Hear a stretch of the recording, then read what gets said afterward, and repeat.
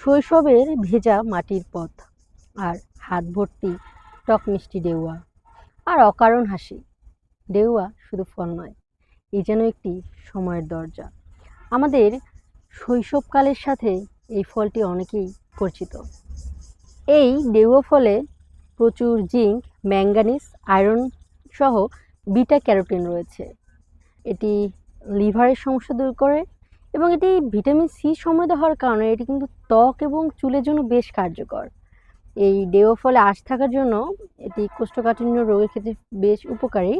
এই ফলগুলো কিন্তু দিয়ে খেলতাম আমরা।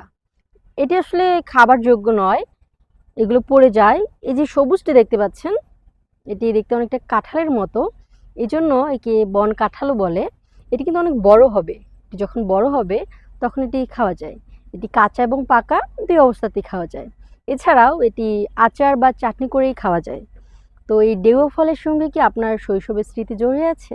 জানাতে ভুলবেন না।